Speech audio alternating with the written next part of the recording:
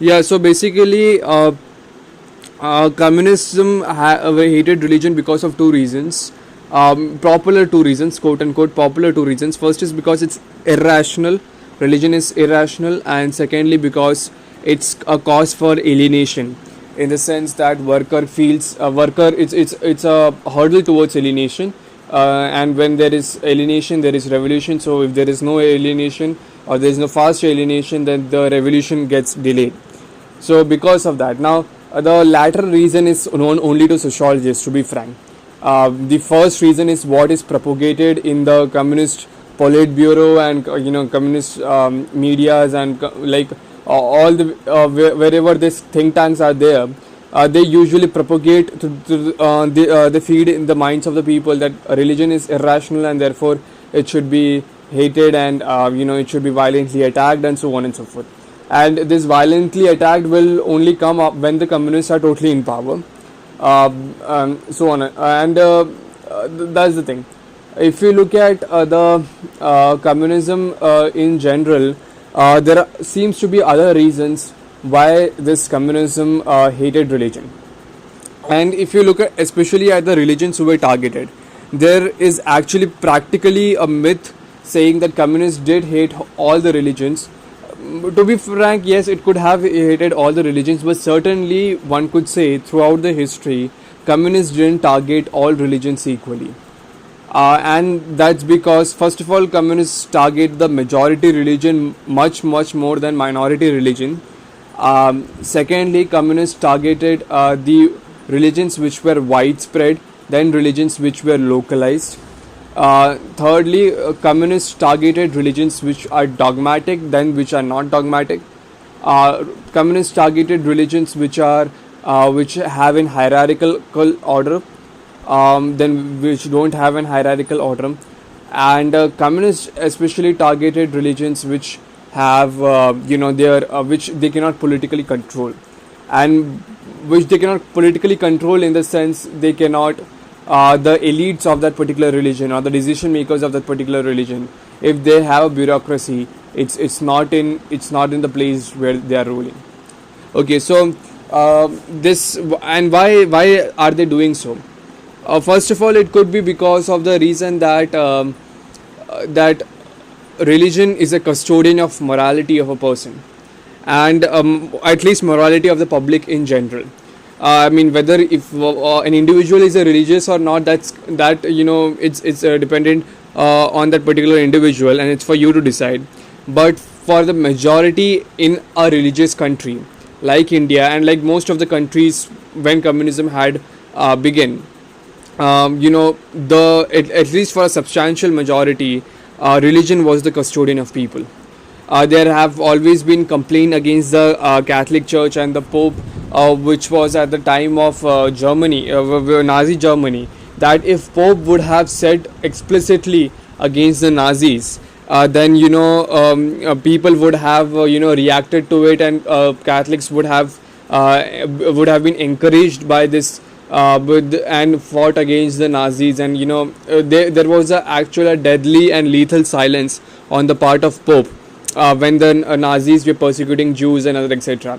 He was saying about race and so on and so forth, racial killing should not be there etc. But he was not explicitly mentioning the Nazis and Jews etc. And there was a contract also signed. So that's a long story between the Pope and the Germany.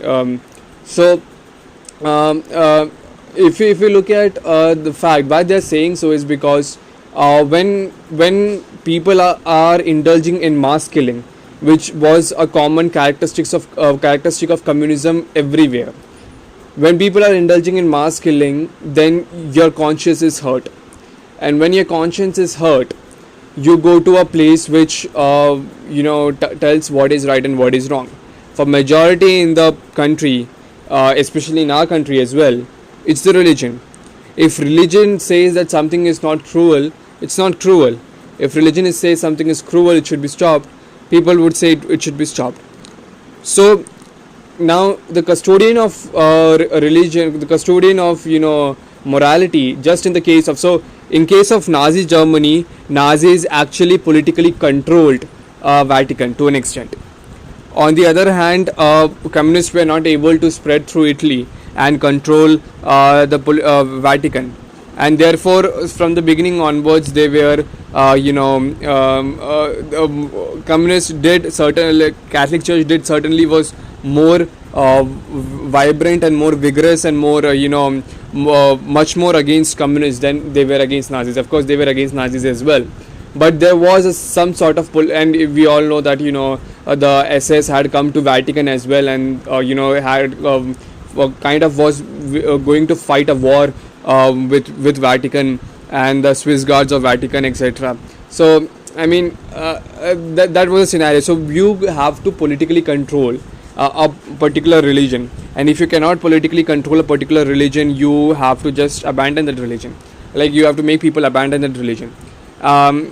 It's very difficult for it was very difficult for communists to politically control a religion.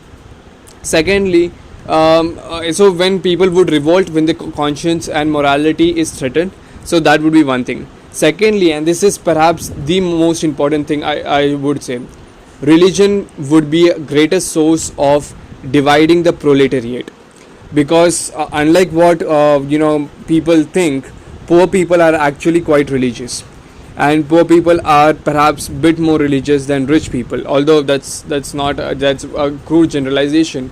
But there are considerable amount of proletariat, the proletariat of Marx, where people would be divided on the basis of religion. This we saw in the liberation struggle in Kerala in 1950s, when the communist government when the communist government basically came forth and nationalized all the convent schools of the church, and the church asked its members to revolt against this bill. Of course, they were also accompanied by the the Nair caste, who was basically fighting for land reforms as well. So both of them together, and there was support from Muslim League as well. So there was support, but definitely if you look at what a proletariat, a Christian proletariat has to lose by this liberation struggle, lose by the land reforms as well as the educational reforms. He has nothing to lose. He has everything to gain on. But there were Christian landless laborers who were fighting for the church, and in doing that, they were fighting for the fact that they should not be given the land by the government, because that land would be snatched by the upper Hindu caste landlords. But upper Hindu caste landlords and the church were together in this fight, because church also had educational institutions, so they wanted to preserve the educational institutions. And these laborers which were there in Kerala, landless laborers who were Christians, supported the cause of the church, and thereby supporting the land reforms, and fighting what would be against the communist movement. So this is how exactly the division of proletariat takes place. You basically and then when division of proletariat is there, you definitely lose some amount of people for your revolution, and this is the second aspect of it. So both these aspects, and how it so, and everywhere definitely church has to respond, let's say the religion has to respond to the questions. Religion has to guide people. So if the religion is dogmatic, then the guidance becomes much more vigorous, because you cannot disobey the command of the church, right? You cannot disobey the command of the religion. So because of all these reasons, one could say that communists did hate religion, not just for the sake that it was opium of people or it was irrational, because to a certain extent you could say that communist ideology itself is irrational. It was certainly not scientific how Marx predicted it, because you see that bourgeoisie and proletariat would crystallize into two. There would be no one in between, and then the worldwide workers would have a violent revolution, etc. This seems to be a fairy tale, or at least not a scientific claim, to be specific. But still, it's just like a prophecy to be to give respect to it. But then it's not a scientific claim, so it's also not rational. And because it's not rational, it's also irrational, just like religion. But then the communists is fed with this ideology that people that the religion should, because it's irrational, it should be abandoned.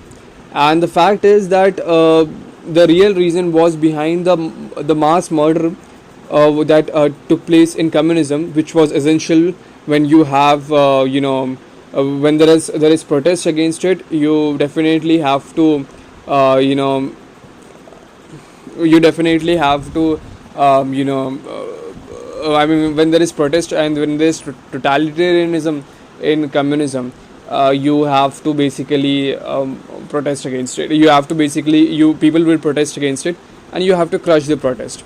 And there is no better banner to protest against the government other than the religion.